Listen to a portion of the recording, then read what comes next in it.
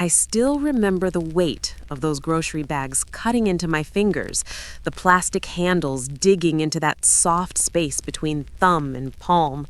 It was almost dark, that in-between time when the sky can't decide if it's blue or gray.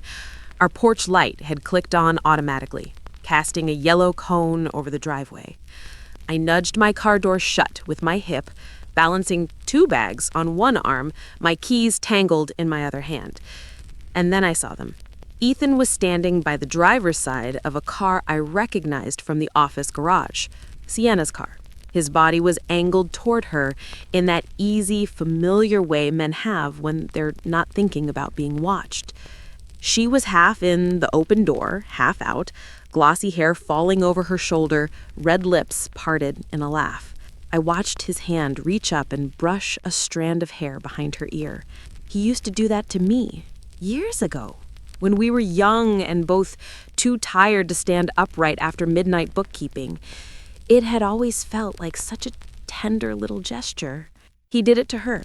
Then he leaned in and kissed her, right there in our driveway, as if this was something they'd practiced 100 times before. Not a clumsy stolen kiss, a smooth, familiar one. The kind you give someone you're not afraid of losing. My fingers went numb. My car keys slipped, clinking against the door. The sound should have been loud, but it felt muffled under the roar in my ears. My knees wobbled, and for a second, I thought I was going to drop everything, tomatoes and bread and yogurt splattering across the concrete. He didn't see me. Neither of them did. They were framed in that warm porch light like the front of a greeting card. I still remember the weight of those grocery bags cutting into my fingers, the plastic handles digging into that soft space between thumb and palm. It was almost dark, that in-between time when the sky can't decide if it's blue or gray. Our porch light had clicked on automatically and casting a yellow cone over the driveway. I nudged my car door shut with my hip, balancing 2 bags on one arm, my keys tangled in my other hand. And then I saw them. Ethan was standing by the driver's side of a car I recognized from the office garage, Sienna's car. His body was angled toward her in that easy, familiar way men have when they're not thinking about being watched. She was half in the open door, half out, glossy hair falling over her shoulder, red lips parted in a laugh. I watched his hand reach up and brush a strand of hair behind her ear. He used to do that to me, years ago, when we were young and both too tired to stand upright after midnight bookkeeping. It had always felt like such a tender little gesture. He did it to her. Then he leaned in and kissed her right there in our driveway, as if this was something they'd practiced 100 times before. Not a clumsy, stolen kiss, a smooth, familiar one. The kind you give someone you're not afraid of losing. My fingers went numb. My car keys slipped, clinking against the door. The sound should have been loud, but it felt muffled under the roar in my ears. My knees wobbled, and for a second, I thought I was going to drop everything, tomatoes and bread and yogurt splattering across the concrete. He didn't see me. Neither of them did. They were framed in that warm porch light like the front of a greeting card. His hand slid to the small of his back. She laughed into his chest, her voice low and intimate. I saw his mouth move close to her ear. "The board will eat this up," he said, that cocky little chuckle in his tone. "You're my secret weapon." My secret weapon. The words stuck to me. Not just the kiss, not just the way her fingers toyed with his tie. The folder he tucked into her large leather bag, the one with the company logo stamped in silver. The way he looked like a man who had everything, career, money, youth on his arm, and not a care in the world about who might be watching. Any of our neighbors could have looked out their windows in that moment. Mrs. Grant from next door, the teenage boy across the street who always shot hoops until the streetlights came on, Jasmine, if she decided to drop by early. But it was just me, standing half in and half out of my own car with my heart turning to glass inside my chest. I didn't scream. I didn't storm over and throw the groceries at him. I didn't even call his name. Instead, I did something that surprised even me. I quietly stepped back, opened my car door again, and slipped into the driver's seat like I'd forgotten something. I let the door click shut, soft as a secret. I sat there in the darkened interior, staring straight ahead at the dashboard, feeling my pulse beating in my throat. This wasn't just about a kiss. I knew it as clearly as I knew my own name. The folder, the way he said bored will eat this up, the sudden late nights, the hotel charges he kept calling client dinners, the refinance papers he tried to slide past me that morning. This wasn't just a man cheating on his wife. This was a man playing games with money and power. My money, my power. The life I had helped him build from nothing. I curled my fingers around my keys. The metal was icy against my palm. A part of me wanted to crash through that moment, to blow it all up right there on the driveway. But another part, quieter, older, wiser, whispered, "Not yet." That voice said, "He doesn't remember that there's still a document with your maiden name on those company files. He doesn't remember who stood beside him the night he signed the bylaws. He doesn't remember that the board still has to listen when you call a special meeting." I waited until their car doors shut and Sienna's taillights glowed red, then slid away down the street. Only then did I open my door again, step out, and gather my groceries, one careful bag at a time.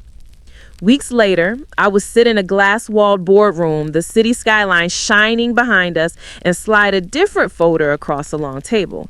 I would watch Ethan's face drain of color as the board chair cleared his throat and said, "Mr. Harris, we need to discuss your termination." But that night, I just walked into my own house, set the bags on the counter, and tried to remember how to breathe. If you looked at my life from the outside before that evening, you would have thought it was the picture of stability.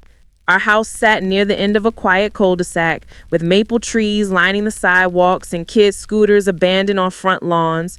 Mornings started with the soft whir of the dishwasher, the tick of the kitchen clock, and the smell of coffee drifting from the machine Ethan insisted on importing from Italy.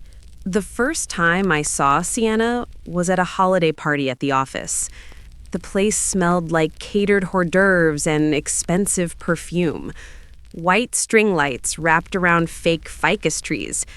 Jazz played from a Bluetooth speaker in the corner. She stood near the bar, sleek black dress hugging every line of her body, hair pulled into a tight ponytail that made her look alert and younger than she probably was. Her lipstick was the same shade of red as the company logo. "That's Sienna," Ethan said, sliding a hand to the small of my back. "My assistant. Honestly, I don't know what I'd do without her." She turned, saw us, and immediately stepped forward, hand outstretched. "Mrs. Harris," she said, smile bright as a camera flash. "I've heard so much about you. Ethan says you're the reason any of this exists." I took her hand. Her fingers were cool, nails perfectly shaped. Her eyes flicked over my dress, navy, sensible, before returning to my face. "I'm just the wife," I said lightly. Ethan chuckled. "She's my rock," he announced. The same line he'd used in a dozen speeches. Couldn't have done any of it without her support. He smiled for someone's phone camera as they snapped a picture of us, his arm around me, Sienna in the background. It occurred to me that I'd been standing in that exact pose for 20 plus years. A few weeks later, I was watering my tulips in the front yard when Mrs. Grant called over the fence. She had a wide brim hat on, her gray hair tucked underneath, a green hose in one hand. The smell of wet dirt and cut grass hung between us. She said, "Monica," nodding toward Ethan's car pulling away. "Your husband spends more time in that office than he does in his own yard." I laughed, though it came out thinner than I meant. He likes to keep busy. She clicked her tongue. "Busy's one thing. Just make sure he remembers who helped him plant that tree in the first place, dear." Later that night, while Ethan snored beside me, his phone vibrated on the nightstand. The screen lit up in the dark, bright rectangles of light. Sienna's name flashed across it before the message preview faded. I stared at it for a long moment. "Don't be that wife," I scolded myself. "The suspicious one, the bitter one. He's the CEO. Assistants text their bosses." Still, the next week when I opened our banking app to pay the electric bill, a charge caught my eye. $642. Hotel Monarch, downtown. My fingers hovered over the transaction. I knew the Monarch. Jasmine had once joked that it was where influencers went to pretend they lived better lives. It was not where Harrison Cole usually hosted conferences. "What's this?" I asked that evening, holding up my phone across the kitchen island. He glanced over, barely pausing in his email tapping.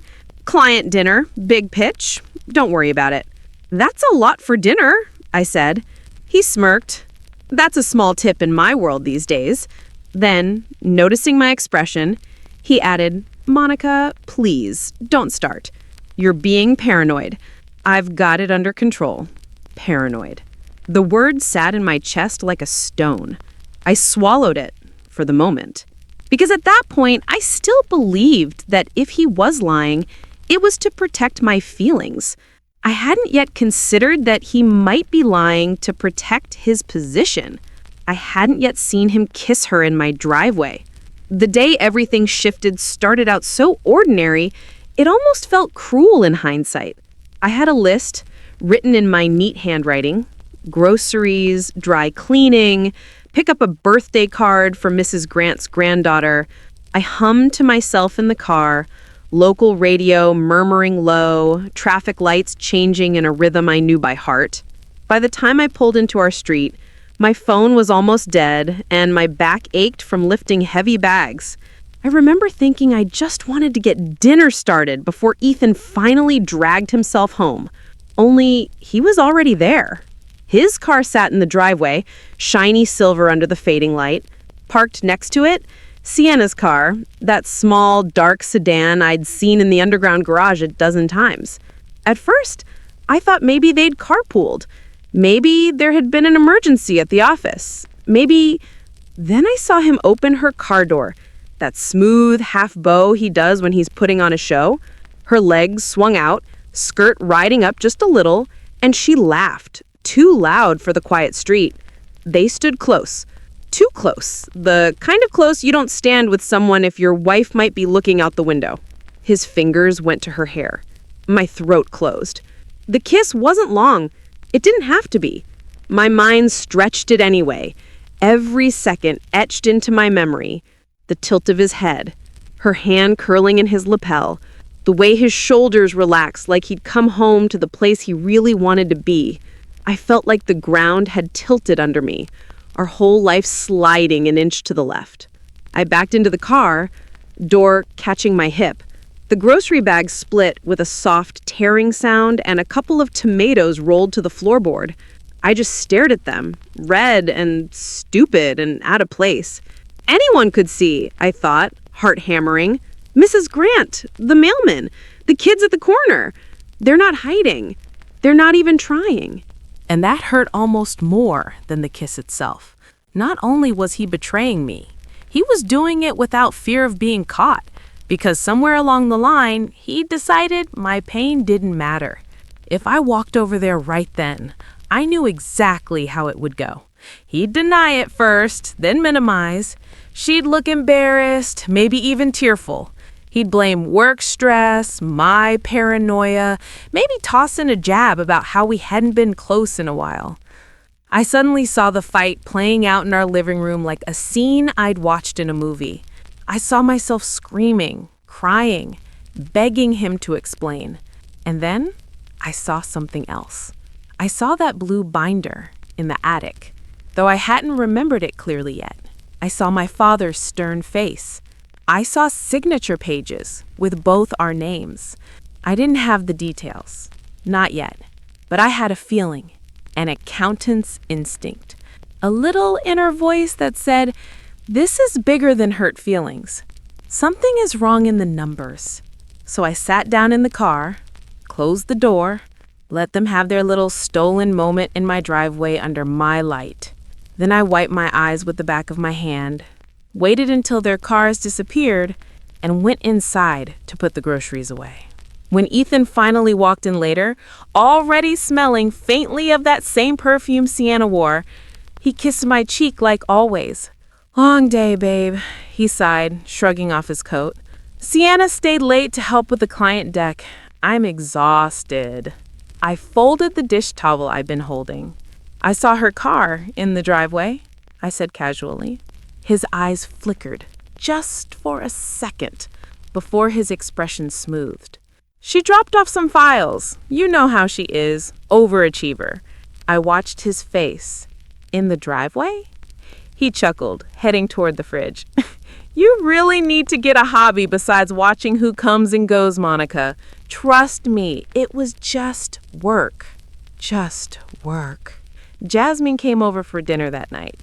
She tossed her purse on the chair, kissed my cheek, and wrapped her arms around Ethan. Dad, I heard from Mark you're doing some big board strategy session next month. You're everywhere. He grinned, soaking in the praise. Just trying to keep the ship afloat, kiddo. Sienna's been killing it too. She practically runs the office. He said it like a joke, but my stomach turned. We sat around the table, the three of us, the sound of forks on plates and Ethan's voice filling the space.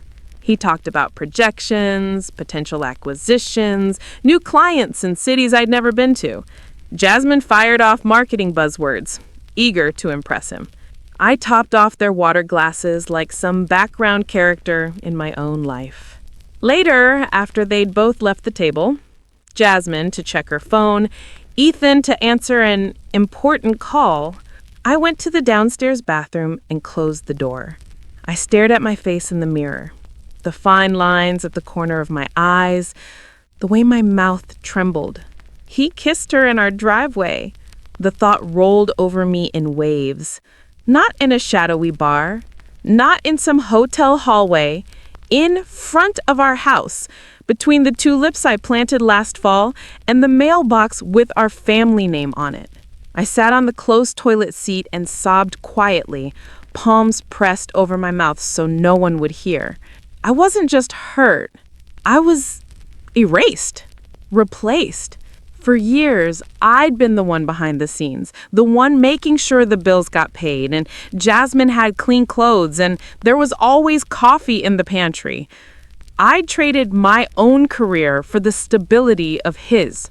Now some 20-something with sharp eyeliner and a shiny degree was practically running the office, and I was an afterthought in my own story. When the tears finally slowed, I washed my face and looked at myself again. You helped build that company, Monica, I whispered. My voice sounded strange in the tiled room, thin but steady. You know where the bones are buried. For the first time in a long time, I didn't feel small when I said my own name. I turned off the light, stepped back into the hallway, and closed the door on the woman who only refilled glasses and stayed quiet. Something inside me had shifted, and Ethan had no idea. After that night in the downstairs bathroom, when I told my own reflection that I knew where the bones were buried, something inside me sat up straight. The house was the same, Ethan was the same, but I wasn't looking at any of it with the same eyes anymore. In the weeks that followed, the distance between us didn't close. It grew. Ethan started spending more time on his phone at the dinner table, his thumb moving fast, the blue glow lighting his jaw. I'd ask a simple question like, "What time will you be home tomorrow?" And he'd sigh, like I'd asked for a kidney. Monica, I have no idea. We have 2 pitches, a strategy call, and God knows what else. Can you not crowd me right now, please? He took more emergency calls during meals. The first few times, he'd at least step into the hallway.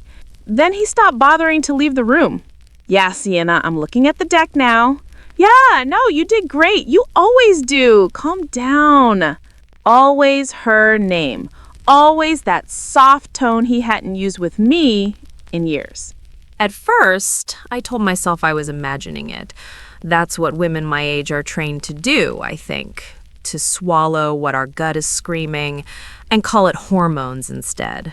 But the nights he came home late got later, and the smells on him changed. It wasn't the faint trace of office air freshener anymore. It was hotel soap, sharp and unfamiliar, and a cloying sweetness that wasn't my perfume. One night, around 11, he stumbled in, jacket slung over his shoulder, tie pulled loose. I was sitting at the kitchen table with my laptop open, pretending to work on a client invoice, but really just watching the front door. "Hey," I said quietly. He jumped, surprised to see me awake. "Why are you still up?" "I was waiting," I answered. "You said you'd be home by 9. He dropped his keys in the bowl by the door with more force than necessary. "Well, I got delayed. Clients.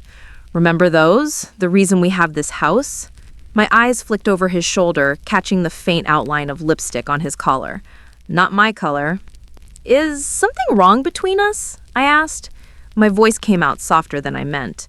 "You've been different." He sighed dramatically, like a teenager. "Monica, you're being too emotional. I have real stress right now. Payroll, investors, an upcoming board presentation. I can't also manage your feelings every second I walk through the door." That word again. Emotional.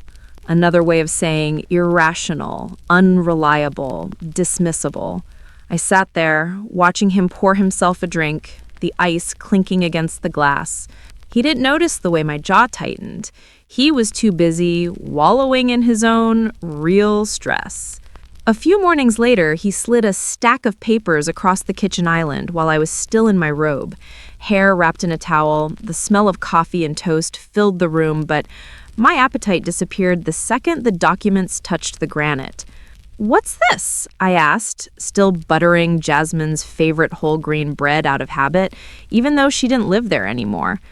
"Just standard forms," he said, already reaching for his travel mug. "Refinancing paperwork, rates are good right now. We'd be crazy not to pull some equity out of this place. Sign where I flagged." There were 3 yellow sticky notes with little arrows pointing to signature lines. I picked up the pen. My hand hovered. Every instinct in me, every year I'd spent looking at numbers and reading contracts, screamed. The text blurred for a second, but I could make out enough of the bold lines. Adjustable rates, cash out amounts, collateral. "I'll read these in my office," I said, setting the pen down. He froze. "What?"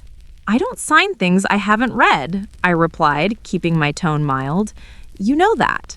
His jaw tightened, the vein in his temple pulsing. "It's all boilerplate, Monica. I've already gone through it with the bank. Don't start playing accountant again just because you're bored." There it was, the little cut under the words. Playing accountant. As if the degree on our home office wall with my name on it was a coloring sheet I'd filled in one rainy afternoon. He took a step closer. "Do you trust me or not?" I met his eyes. For once, I didn't look away. "I trust you to do what's best for you. I need to make sure I know what's best for me." Behind him, I saw movement. Jasmine, who had dropped by to borrow a blazer for a networking event, stood in the doorway, watching us. "Mom, Dad knows what he's doing. He's built all this. It's his lane, you know?" And just like that, the room tipped. 2 against 1. Ethan's patient sigh, Jasmine's worried eyes, my robe and towel making me feel small and unprepared. I smiled at her, even as my heart hurt. I told her, "I'm not saying he doesn't know what he's doing. I'm saying I have a right to know what I'm signing." Ethan grabs his briefcase. "Fine, read them," he said curtly. "But sooner is better than later. Opportunities don't wait." The door shut behind him harder than it needed to. The paper sat between my coffee cup and Jasmine's half-eaten toast, like a third person at the table. A week later, there was a company function at a hotel ballroom. One of those networking evenings where the carpet is too patterned and the air smells of too many colognes layered on top of each other. I wore a dress I'd had for years, deep green, the fabric soft from careful washing. Ethan had told me not to overthink it. He'd said, "It's not that formal. Just come, have a drink, smile at people, let them see we're still a strong leadership family." That phrase stuck with me. Leadership family. Like we were a brand. When we arrived, the room buzzed with conversation. Laughter, clinching glasses, the soft thud of background music. There, near the bar, stood Sienna. Her dress was red this time, hugging her like it had been poured on. Her hair gleamed under the lights. As soon as she saw Ethan, she lit up. "There's my favorite CEO," she laughed, resting a hand on his arm. He bent his head toward her, saying something I couldn't hear, and they both smiled with an intimacy that made my stomach flip. When he brought me over to a group of clients, he placed his hand on the small of my back, just like I'd seen him do with her, and said, "Gentlemen, this is my wife, Monica, and this," he added, gesturing to Sienna, "is the woman who keeps this place running." Sienna's laugh tinkled like a wind chime. "Oh, stop," she said, but she didn't look away from him. One of the board members, Mr. Liu, stood nearby with his drink. His eyes flicked from Ethan's hand on Sienna's lower back to me, then back to Ethan. For a split second, his expression shifted. Not shock, not yet, just a raised eyebrow, the beginning of suspicion. My heart filed that away. Later that week, I noticed something new on Sienna's wrist when I stopped by the office to drop off a casserole for an employee who'd had a baby. A delicate gold bracelet with tiny diamonds that caught the light when she typed. "That's beautiful," one of the junior staffers said. "New?" Sienna smiled, waving her hand so it sparkled. "Just a little reward," she said, "for going above and beyond." When she turned back to her screen, I glimpsed an email open on Ethan's monitor behind her. Company credit card statement. A recent charge at a jeweler downtown. My breath caught for half a second before I forced my face into a neutral smile. At home, I started noticing patterns. Travel charges for cities he'd never mentioned visiting. Uber receipts to the same upscale hotel that had appeared on our personal statement. Each one a tiny red flag waving in the corner of my eye. One evening, as I was folding laundry on the bed, Ethan came into the room, his expression strangely bright. "You know what I was thinking," he said, leaning against the doorway. "You should go visit your sister for a couple of weeks. Get a little break. You've been wound up." I set down the towel in my hands. "A break?" "Yeah," he said. "She's always asking when you're coming. Take some time. Jasmine and I can sort up the financial stuff while you're gone. Get some things in order. It might be easier without you stressing over every line item." There it was, the outline of his plan laid out as casual generosity. "If you're suggesting I go away so you can make changes without me asking questions, you can just say that." His smile faltered. "Come on, Monica, don't be dramatic. I'm trying to help." I didn't argue. I didn't say yes, and I didn't say no. I just folded another towel. But inside, something clicked into place. He wasn't only cheating, he was repositioning the board pieces, trying to move me off the table entirely. That night, after he fell asleep in front of the TV, snoring lightly with the news flickering blue on his face, I went to the home office. It smelled of dust and printer ink. The old filing cabinet in the corner groaned when I opened the bottom drawer. I pulled out a stack of file folders and set them on the desk. Titles in my handwriting: Bank Personal, Bank Business, Mortgage, H&C Early Dots. I opened the Bank Personal one first and logged into our accounts. My fingers flew on the keyboard, muscle memory from old days. I downloaded statements, month by month, saving them to a new folder on a flash drive I slipped into my pocket. Then I opened the online portal for our joint credit cards, exporting those statements too. Hotel charges, restaurant charges, airfare, all the places he'd looked me in the eye and said, "Just work." I started a notebook, a simple spiral-bound one I'd bought on sale. On the first page, I wrote the date I'd seen the kiss in the driveway. Underneath, in neat lines, I began logging. Hotel Monarch, $642. Quote, client dinner, no client call on calendar. Bracelet charge, jewelry store, date coincides with Sienna's new bracelet at office. Uber to Monarch, same night as, quote, late board prep. Every entry was a small betrayal pinned to paper. It hurt, but it also clarified things. Pain will do that sometimes. It burns away the excuses. A few days later, Mrs. Grant knocked on my back door. I was so lost in a spreadsheet that I jumped when I heard it. She stood there with the plate of lemon bars, the smell of sugar and citrus floating into my kitchen. Her garden gloves were tucked in her back pocket. "You looked a million miles away through that window," she said, stepping inside. "I thought I'd check if you were still on this planet." I tried to smile. "Just working." She set the plate down and studied me. "You've been different," she said. "Quieter. And you were already pretty quiet, dear." I busied myself with the kettle. The metallic clink as I set it on the stove sounded too loud. I said, finally, "Ethan has been stressed. Lots going on at the company." "And how are you?" she asked. Nobody had asked me that in a long time. I sank into a chair. The kitchen smelled of coffee and lemon and something burnt from the morning toast I'd forgotten about. I stared at the grain and the table. "Ethan has changed," I said. It came out like a confession. "He's different with me, different with her." Mrs. Grant's eyes softened. "I'm not blind," she said.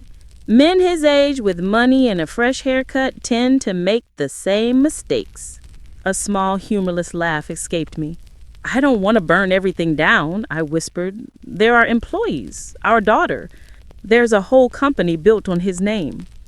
She reached across the table and took my hand, her skin warm and papery. "Men like your husband count on women like you being too tired to fight," she said gently. "You don't have to burn the house down, but you don't have to let him lock you in the attic either." Her words settled over me, like a blanket and like a dare all at once. Not long after that, Ethan finally snapped. I had asked one too many questions about a transfer from our savings to a business partner I'd never heard of. The sun was slanting across the kitchen floor, turning the crumbs into little shadows. His tie was loosened, his face flushed. "For God's sakes, Monica," he exploded, slamming his palm on the counter so hard the salt shaker tipped. "If you keep up this paranoid act, I'm going to have to start putting things in a trust so you can't wreck them on a whim." I stared at him. "A trust?" "Yes, a trust," he said, jabbing a finger in the air. "So even if we separate, because clearly that's where your head is, I can make sure you're still provided for without you sticking your nose into every line item like some hall monitor from hell." There it was, the threat wrapped in silk. "I'll take away your voice, but don't worry, I'll leave you an allowance." My hands were steady as I wiped up the spilled salt. "So, you can restructure things without my input," I said. "That's what you mean." He grabbed his keys. "If you'd stop acting like a crazy person, we wouldn't be having this conversation," he snapped. "I'm going to the office. I have real problems to solve." The door slammed so hard the picture frames rattled. I stayed where I was for a long minute, listening to the quiet after his anger. My heart was beating fast, but there was a strange calm underneath it. Then I went to the office, opened my laptop, and pulled up the digital copy of our earliest incorporation documents, the ones I'd scanned years ago and forgotten about. The logo at the top was an old version, clumsy and simple. The names underneath were ours. As the screen glowed in the dim room, the realization finally formed into words I couldn't ignore. He wasn't just cheating on me. He was building a future where I didn't exist. He thought he was the only one who could move pieces on the board. He had forgotten I used to design the board. A few weeks later, that blue binder in the attic reminded me exactly how much power I still had. It started with dust. I was up there looking for the original mortgage paperwork, the old one, not the refinance documents he'd been pushing. The attic smelled like insulation and cardboard, that dry, papery scent that clings to old Christmas decorations and forgotten boxes. Light slanted in through a small, grimy window, catching dust motes in the air like tiny planets. I moved aside a box labeled baby clothes, my heart squeezing at the sight of Jasmine's old onesies, and then another marked taxes, old. Underneath them was a binder, navy blue, with a peeling white label on the spine. H&C Incorporation Trust Docs M. Lewis, it read. My maiden name. I hadn't seen it written like that in years. I sat cross-legged on the rough wooden boards and opened it. The first pages were familiar, early financial statements I'd painstakingly prepared, handwritten notes about first-year revenue, a list of the first 10 clients we'd ever landed. My handwriting marched across the margins, neat and precise. Then I turned another page and saw it, Founders Trust Agreement. My stomach flipped. I began to read, my eyes tracing the lines slowly. It came back to me in pieces as I went.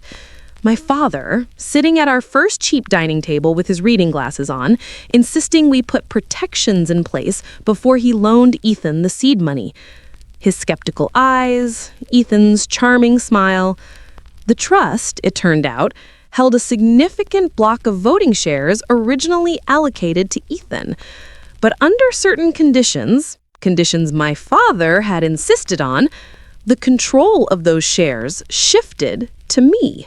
If the acting chief executive officer engages in conduct which materially violates agreed-upon moral standards or uses company resources for personal gain in ways that expose the company to legal or reputational risk, I read aloud, my voice echoing in the attic, voting control of the founder's shares will pass to the trustee, Monica Lewis Harris.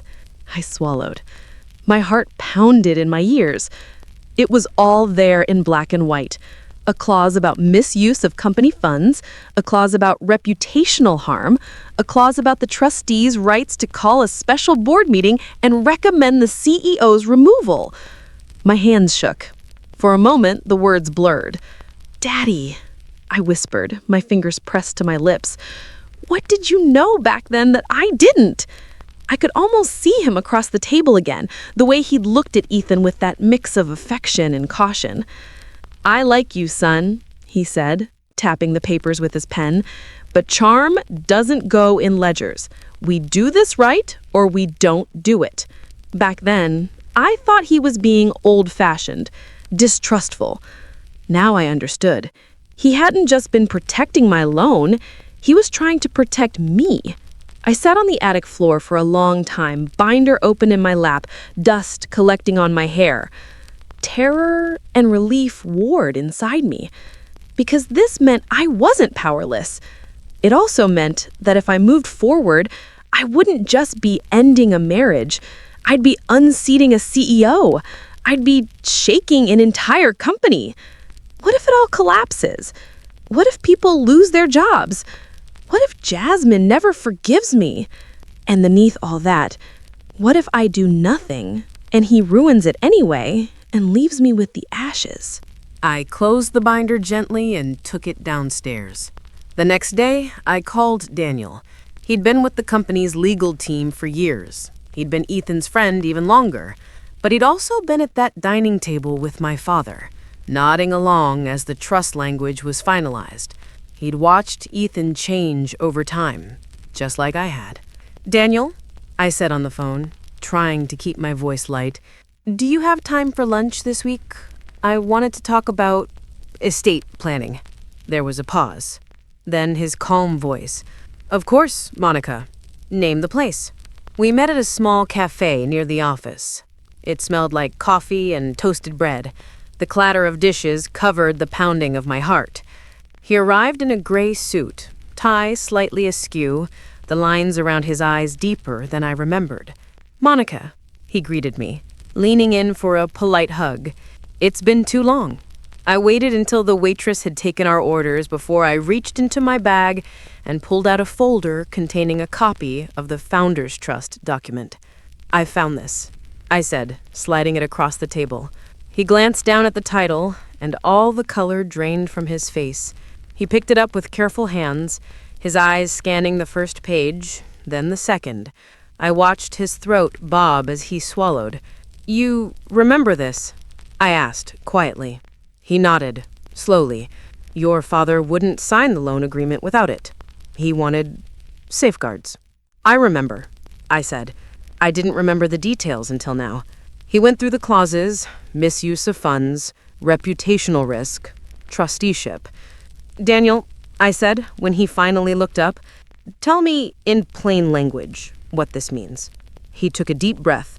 It means, he said, choosing his words with care, that under certain circumstances, if the CEO acts in ways that violate these terms, especially if company resources are used for personal misconduct, the trustee of this document has the right to call a special meeting of the board and recommend his removal. And the trustee is you, Monica. You. I felt my pulse in my fingertips. And if I could prove, I continued, my voice barely above a whisper, that he's been using company money for an affair with his assistant, that he's put the company at risk, what then? Daniel leaned back in his chair, rubbing a hand over his mouth. He looked older in that moment, tired. Then, he said, choosing his words with care, the board would be obligated to consider it. With the weight of these shares, your influence would be significant. It wouldn't be automatic, but it would be serious. They would have to take it seriously. He looked at me for a long time. Monica, he added, gently, this would be messy, public in its own way. There would be fallout. Are you sure? I stared down at my coffee. The surface had gone cold, a thin film on top. I am sure of two things, I answered. One, Ethan is not the man he pretends to be anymore. And two, if I do nothing, he will eventually cut me out of everything I helped him build. This, at least, gives me a choice. A small tension tightened in his jaw. He nodded once. Then if you decide to move forward, we'll do this by the book. No side channels, no gossip, evidence, process. I left the cafe with the trust copy tucked in my bag and my heart beating so hard I could hear it in my ears. The city moved around me. People talking into phones, buses hissing at the curb, someone playing guitar on the corner. I stopped across the street from the Harrison Cole building and looked up. The logo gleamed on the glass. His name and Cole's, side by side. Behind it, offices, conference rooms, people working who barely even knew I existed. You forgot whose name is written next to yours in the foundation, I thought, my jaw tightening. I haven't. From that day on, I wasn't just a hurt wife. I was a woman with a plan. I didn't start with fireworks. I started with my wardrobe. Instead of the saggy t-shirts and yoga pants I'd thrown on out of habit, I began wearing real clothes again. A pressed blouse, dark jeans that fit well, the navy blazer I used to wear to client meetings, brushed off and hung on the back of my chair. The first morning I came downstairs with my hair smoothed and a little lipstick on, Ethan looked up from his phone, surprised. Someone's dressed up? He said. I had errands, I replied. I thought I'd feel better if I looked like myself again. Well, you look good, he said, like he was handing me a gold star. Then he went back to scrolling. No suspicion. Not yet. I played my part carefully. I laughed at his work stories just enough. I stopped asking about every transfer. I made small talk about a show on TV. I let him think I was settling back into my old groove. In the background, I moved differently. With Daniel's quiet guidance, I requested detailed company credit card reports under the guise of tightening up some bookkeeping. I had enough standing as a historical advisor to the company to make that seem reasonable. The statements came in as spreadsheets and PDFs. I sat at my dining room table, highlighter in hand, going line by line. Hotel Monarch again, hotel in Chicago when there was no conference scheduled, fine dining restaurants for client dinners on nights when no pitch meetings existed. Pieces clicked. Receipts led to hotel websites. Dates lined up with nights Ethan claimed to be burning the midnight oil at the office. I printed the most glaring ones and slid them into clear plastic sleeves in a binder. Each page was a tiny betrayal documented in black ink. Next came the camera. We'd had a small scare in the neighborhood, a car break-in down the block, so it wasn't hard to float the idea. "I've been thinking we should put up a camera by the garage," I said one evening, scrolling on my tablet. "With all the packages on porches these days?" "Sure," Ethan said distractedly. "Whatever makes you feel safe." I chose a discreet model and had a handyman install it high enough that you wouldn't notice unless you were looking. It was framed as a security measure, but I angled it to capture the driveway and front entry, not just the street. The first time I watched the playback and saw Ethan and Sienna pull into the driveway together, my heart clenched. They stepped out of his car, laughing, her hand brushing his arm like it belonged there. He tapped his phone, and minutes later, a delivery driver arrived with a paper bag from an expensive burger place, charged to the company card, according to the statement I had open on my laptop. They sat on the hood of his car, eating, drinking from shared milkshakes, like two kids on a date. I took stills of the most damning frames and printed them. It hurt every time I looked at them, but each one made my resolve sharper. Late at night, doubt still came creeping in.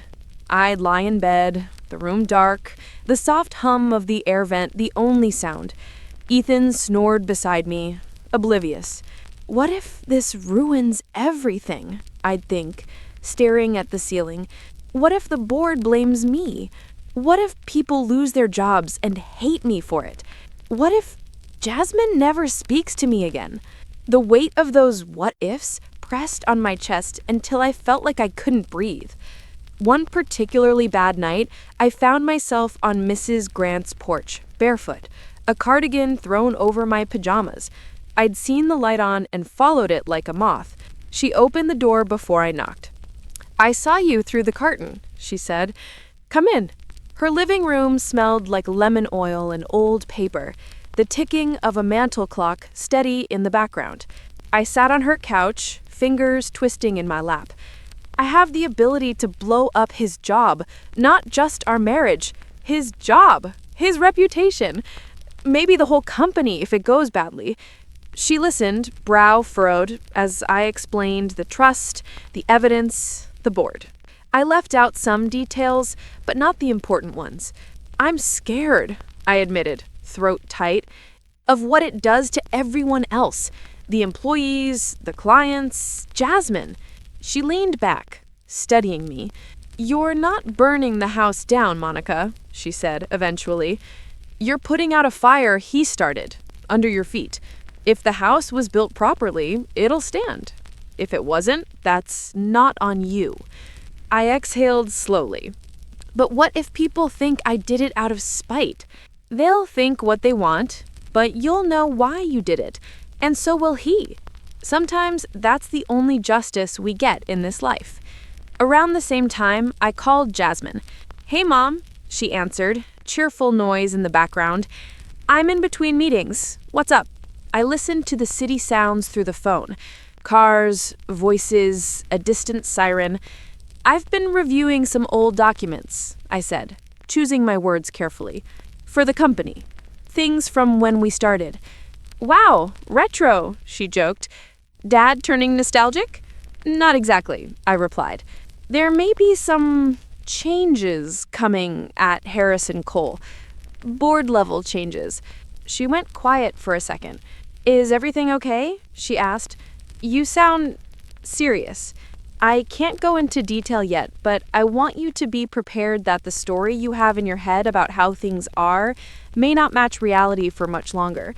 She sighed. "Is this about you and Dad? Because I really don't want to be." I interrupted her gently. "It's bigger than that. But yes, it touches that too. I promise I'll explain more when I can." Her voice softened. "Okay," she said. "I trust you, Mom. Just don't let him make you the villain in this, please." Her words stayed with me. Don't let him make you the villain. I'd spent years letting him write the narrative. It was time to hold the pen myself.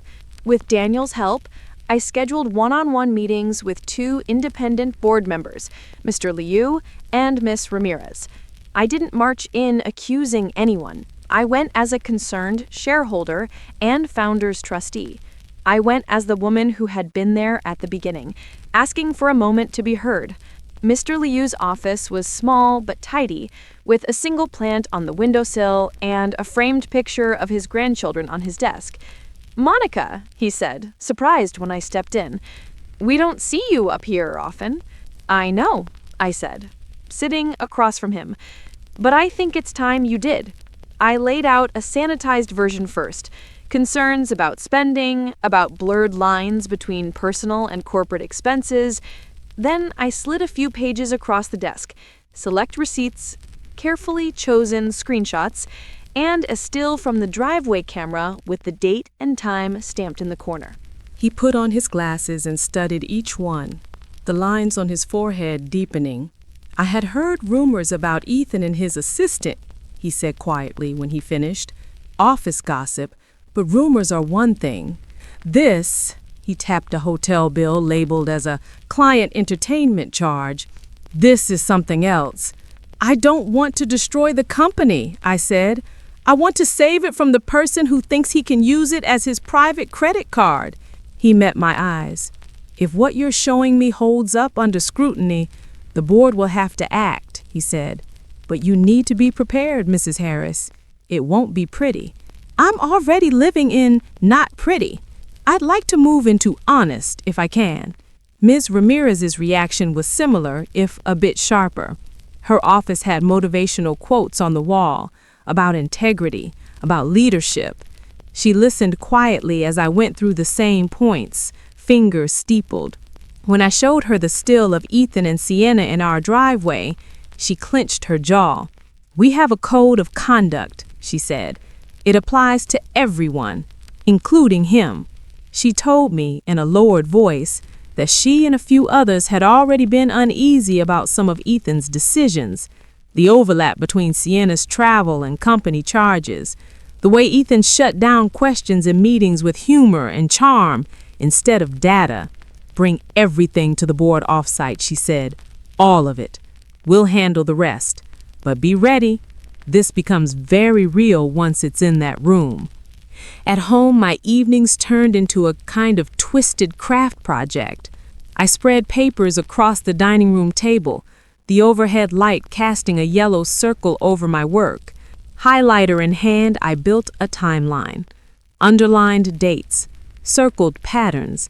I numbered exhibits, slipping each into a sheet protector, organizing them into sections like financial misconduct, policy violations, reputational risk. It was like taking my pain and putting it in file folders. It didn't make it hurt less, but it made it manageable. It gave it edges. Twice I almost got caught. Once, Ethan came home early while I was still logged into the shared drive with the trust document open. My heart raced. I clicked the window closed and pulled up a recipe site as he turned the corner. "What are you doing?" he asked, loosening his tie.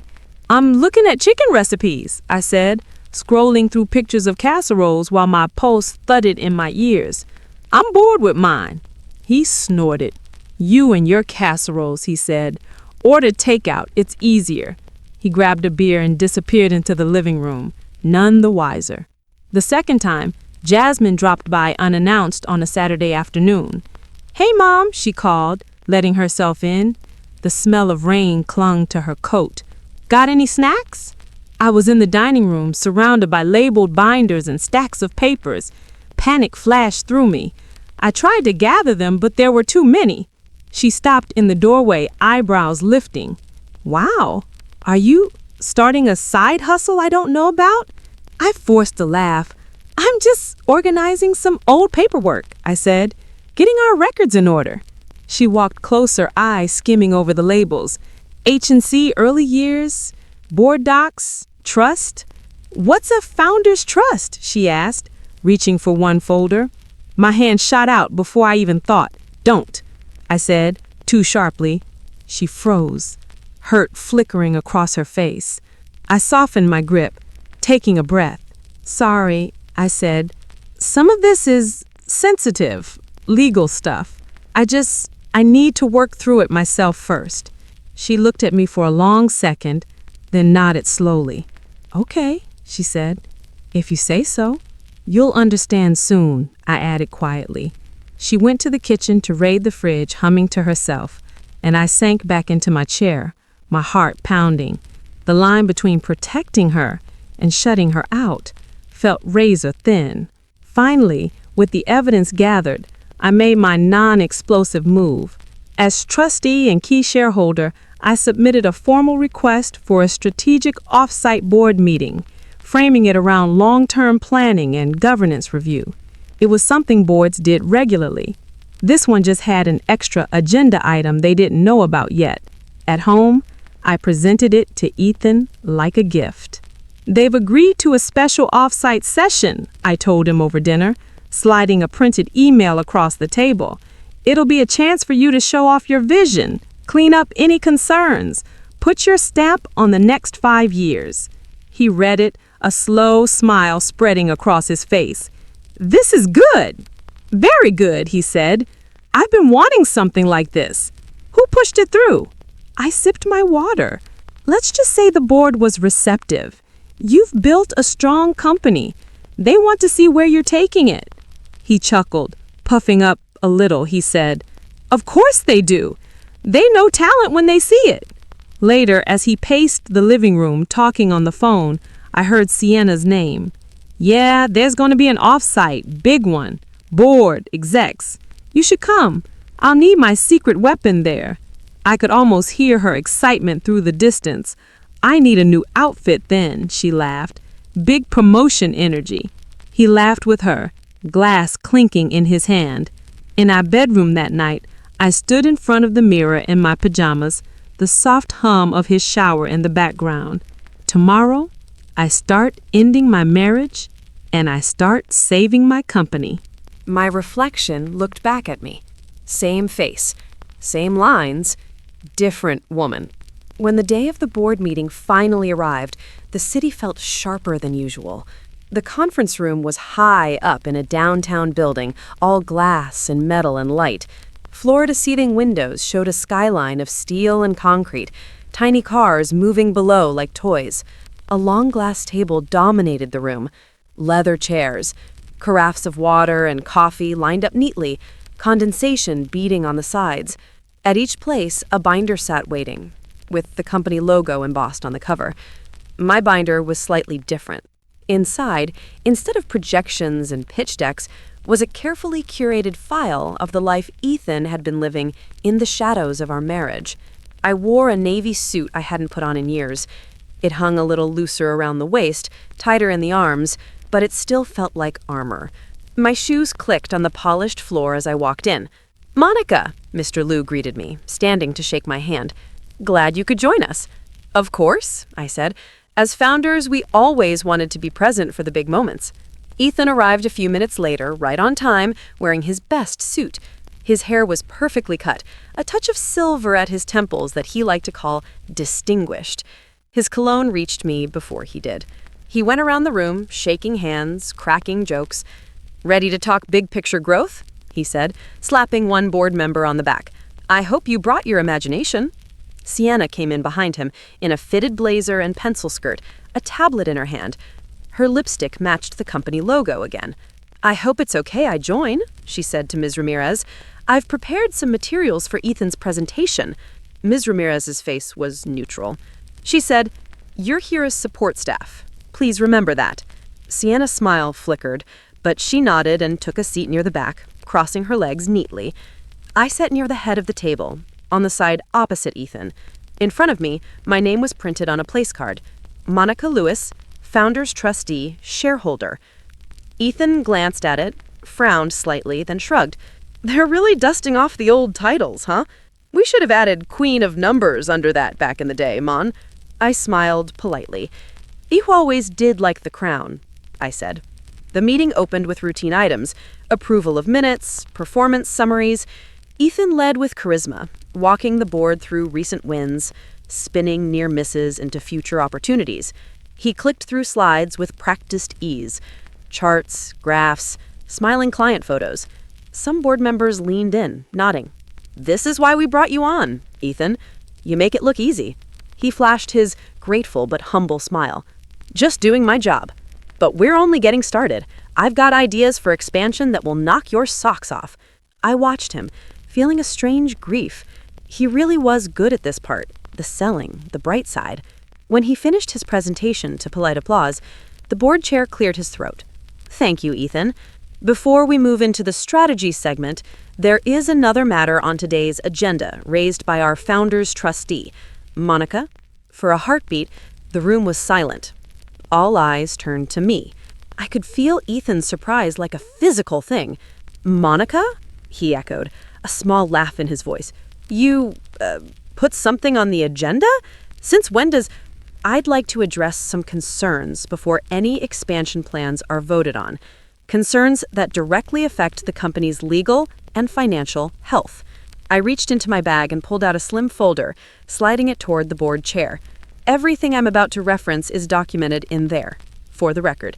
The board chair opened it, his expression tightening as his eyes skimmed the first page. He passed it to his left. It began its slow journey around the table. Ethan's eyebrows drew together. "What is this? Is this about the refinance? This is about the misuse of company funds and conduct that exposes Harris & Co. to reputational and legal risk." The words hung in the air. I felt my hands shaking under the table and pressed them flat against my knees. "I have here a detailed timeline of company credit card charges labeled as client entertainment and business travel that match dates and locations of personal activities between the CEO and his assistant." Sienna shifted in her seat at the back. Her posture stiffened. I moved slowly, step by step. No theatrics, just facts. Hotel Monarch, multiple charges on dates when no client meetings were scheduled and no conferences were held. Restaurant bills for 2, not 4 or 6. Uber rides to and from the same locations. I slid copies of the worst offenders across the table. The board members read, silent. Ethan laughed, a brittle sound. "So what? I take clients out, I entertain prospects. That's my job." "Then we should see those clients on your calendar for those dates, yes?" I responded. "But there are no corresponding meetings, no calls, no contracts initiated or signed that match those evenings." I nodded to Mr. Liu, who produced a printout of Ethan's calendar entries for those nights. Empty blocks. Eyes moved between the pages. I saw pieces start to click in some of their faces. Others looked confused, then troubled. "This is ridiculous," Ethan said. "A jealous wife digging through receipts. This is not how we run a company.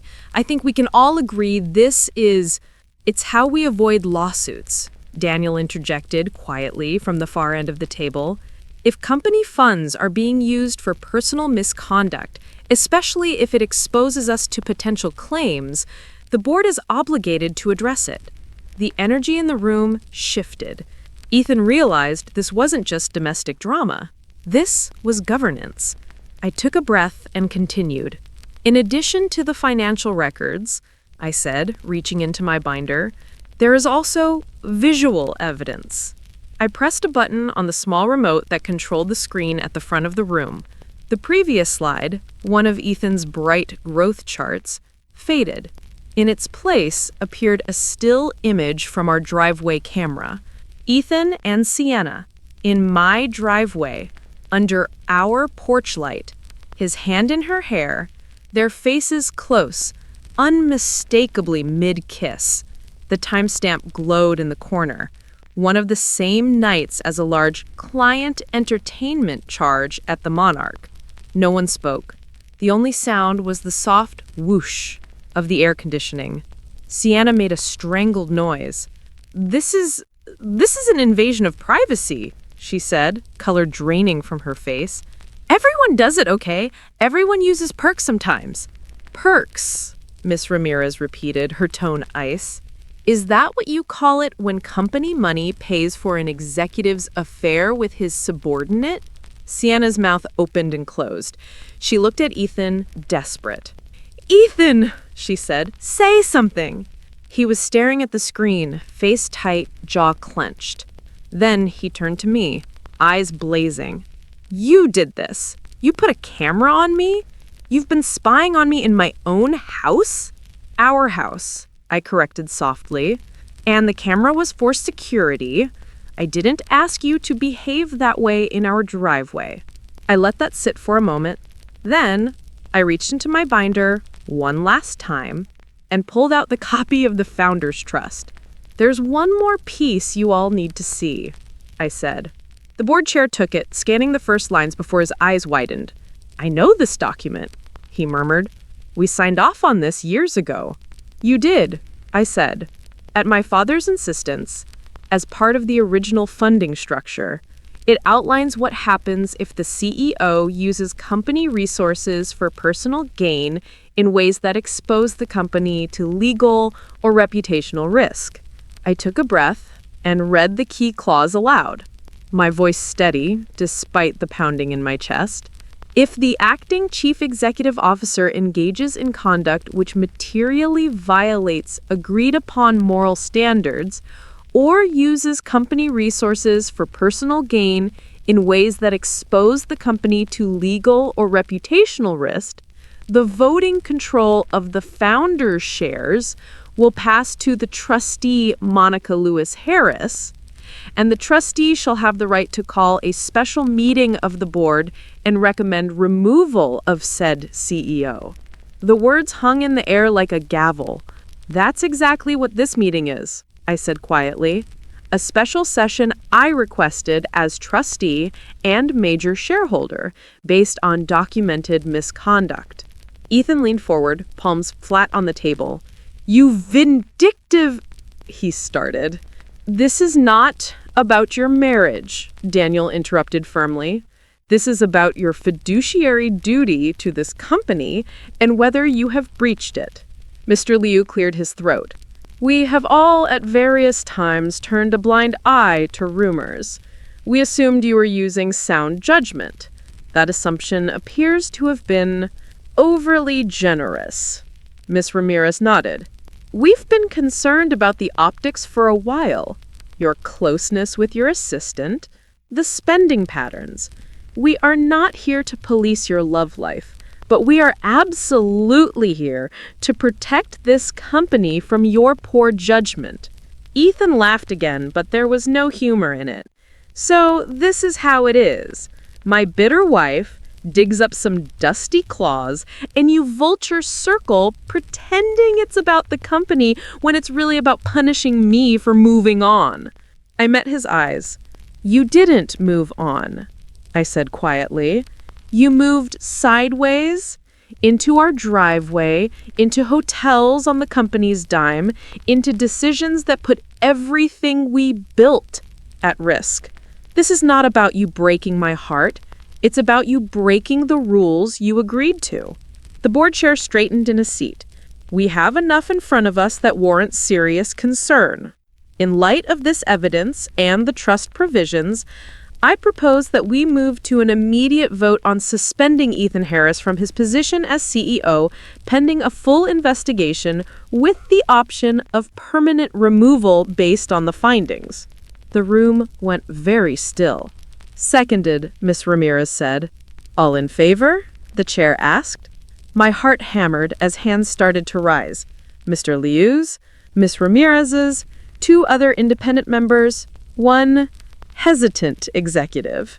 For a moment, I wondered if someone would hold back, if fear or loyalty would outweigh what they'd just seen. But then, slowly, one more hand went up, and another. Ethan watched, stunned, as the majority formed against him. You can't do this, he said, voice cracking. You need me. This company dies without me.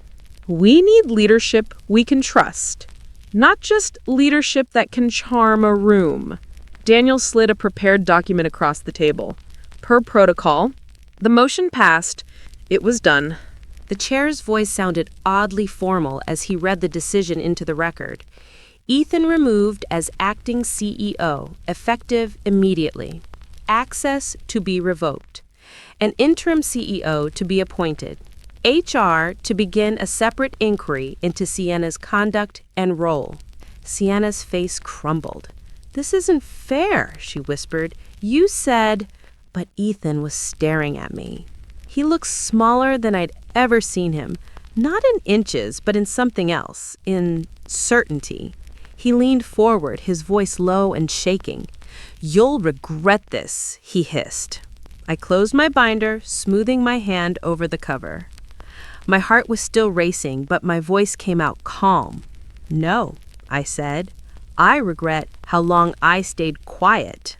Afterward, everything moved quickly and slowly at the same time. Word spread through the company like a rumor with legs. People whispered in hallways. Office doors were closed more than usual. A few brave souls stood by the windows and watched as security escorted Ethan out of the building, his access card already deactivated. Some couldn't bear to look. Others stared openly, faces unreadable.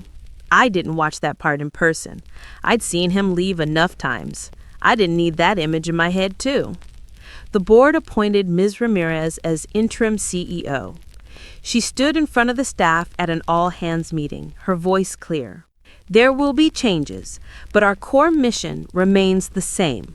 We will operate with more transparency going forward. No one is above our policies, not even the founder." My role shifted too. I wasn't suddenly running the company. I didn't want to, but I became something I hadn't been in a long time: visible. As a key shareholder and trustee, I attended more meetings, not as Ethan's wife, but as myself. People started introducing me as Monica, one of our founders, instead of Mrs. Harris. It was a small thing, but it felt like someone had finally put my name on the door I'd been standing behind for years. Legal issues had to be handled delicately. Ethan could have been fired for cause, with everything stripped, but the board chose a more strategic path. There were too many variables, too many potential lawsuits. In the end, they offered him a settlement that looked generous on paper, but was a far cry from what he would have walked away with if he'd behaved differently. He relinquished a significant portion of his shares as part of the agreement. He lost his severance bonus entirely due to the morality clause he never bothered to read all the way through. Sienna was quietly placed on unpaid leave while HR conducted an internal review. Within a week, she turned in a formal resignation. No farewell party, no cake, just an empty desk, a couple of forgotten lip gloss tubes in the back of a drawer, and her name removed from the internal directory. I walked past that desk one afternoon and felt an unexpected pang. She'd made her choices, yes. She had hurt me, but she was also young. And I couldn't help wondering what stories she'd been telling herself to justify every step. At home, the storm hit in full. The night he came over after being removed, he pounded on the front door like he still owned it. I opened it, but I left the security chain on. "Open the door, Monica," he snarled through the crack. His eyes were bloodshot. "We are going to talk about what you did." "This is my house," I said quietly. "You don't live here anymore. We will talk through lawyers." "You think you are going to take everything from me?" he shouted. "You think some dusty trust and a couple of receipts mean you get to strip me of my life's work? You did that. I just brought the light." He called me names, some I'd never heard from his mouth before. He threatened to take me to court, to drag my name through the mud, to tell everyone I was unstable, vindictive, ungrateful. The next morning, our attorney called me. He don't need to respond to his rants. His position is weak. Any courtroom he drags you into will see his misconduct. If he pushes too hard, he risks criminal exposure. Trust me, Monica. He will settle. And he did. The divorce negotiations were not pretty. They never are. There were hurt feelings, old wounds. But when it came to the numbers, the picture was clear. The trust, the board's findings, the documented misuse of funds, it all weighed against him. In the end, I kept the house free and clear of the refinance he had tried to push through. I retained majority voting control of the founder's shares. There was alimony, but not as much as he would have liked. He had to adjust his lifestyle in ways he'd never imagined. We signed the papers in separate rooms at the lawyer's office. The pen felt heavy in my hand, but when I finished, I felt something else too. Relief. Like I'd been holding my breath for years, and finally exhaled. Jasmine took it hard at first. She loved her father. He was the one who had coached her soccer team, who had helped her practice presentations for school. To her, he had been a hero. When I told her about the divorce, she went very quiet. "Did you try counseling?" she asked, eyes shiny. Did you try to fix it?" "We did," I said. "I tried, for a long time. But there are some things you can't patch over with a few sessions and an apology." I didn't show her everything. I didn't want to make her choose between us in a way that would scar her, but I showed her enough. A few receipts, one still from the camera, a redacted version of the trust clause. She stared at them, her hand over her mouth. "He really did this?" she whispered. "Using the company card?" "Yes," I said, and more than once. She sank into a chair, shoulders shaking. "He always told me you were the one who didn't understand how much he did for us," she said. "Like you were ungrateful. I believed him." Tears slid down her cheeks, and I sat beside her, rubbing her back like I had when she was a little girl. "We both believed him," I said softly. "That was his gift and his curse." Over time, she stopped defending him blindly. She didn't stop loving him. Love isn't an on-off switch, but she saw him more clearly. She moved in with me for a while, saying she wanted a change of scenery, but we both knew it was about more than that. As for Ethan, he didn't disappear. Men like him rarely do. He managed to find consulting work, leveraging his experience and his charm with smaller companies that didn't look too hard at his history. But he never again held the same kind of power he'd once wielded. People in our city started telling a different story about him. Instead of legendary CEO, they used words like cautionary tale.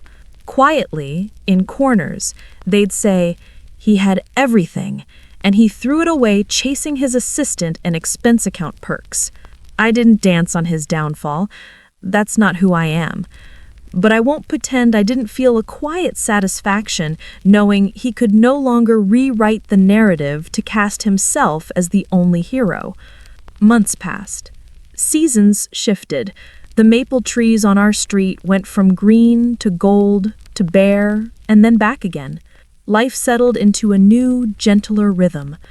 One morning, I stood in my kitchen, sunlight pouring through the window onto freshly painted cabinets. I'd chosen a soft, warm cream, nothing dramatic, but it made the room feel like it belonged to me, not to some glossy magazine spread of CEO's home.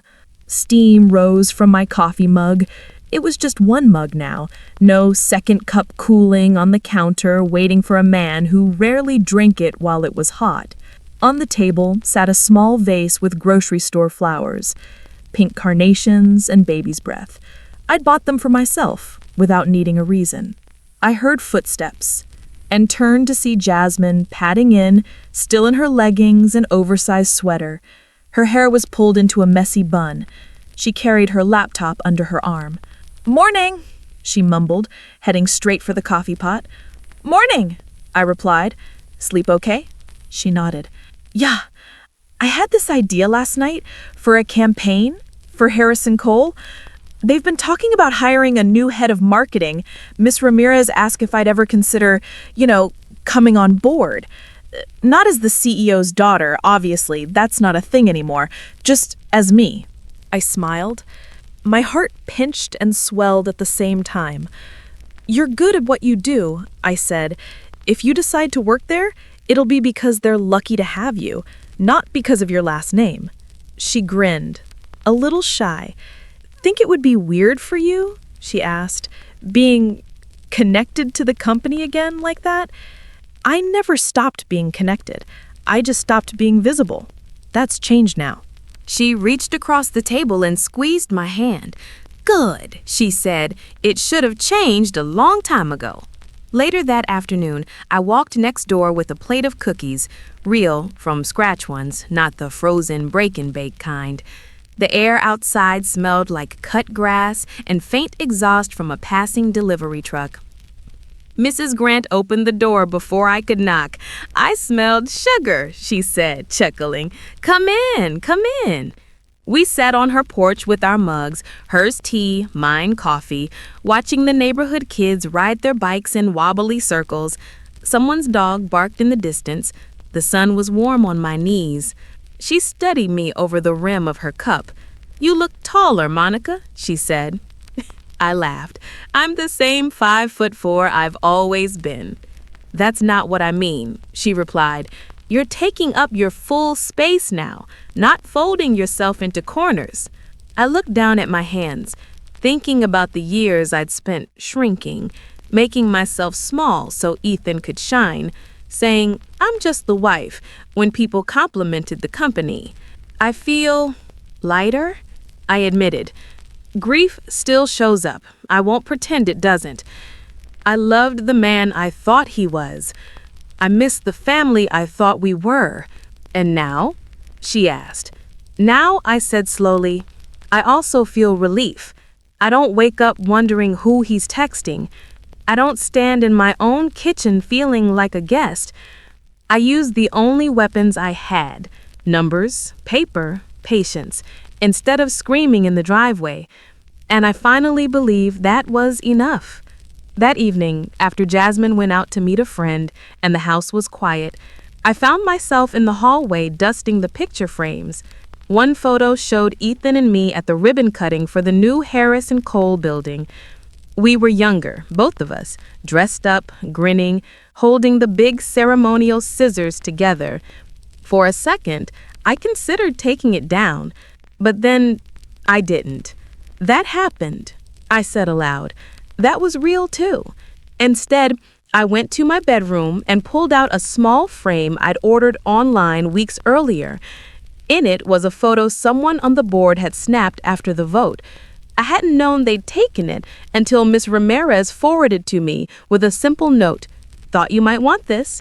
In the picture, I stood at the head of the boardroom table in my navy suit, binder in hand. I wasn't smiling, but I looked steady, grounded, like a woman who had just told the truth in a room of people who needed to hear it. I placed that photo beside the old ribbon-cutting one on the hallway shelf, past and present, lies we believed and truths we finally faced.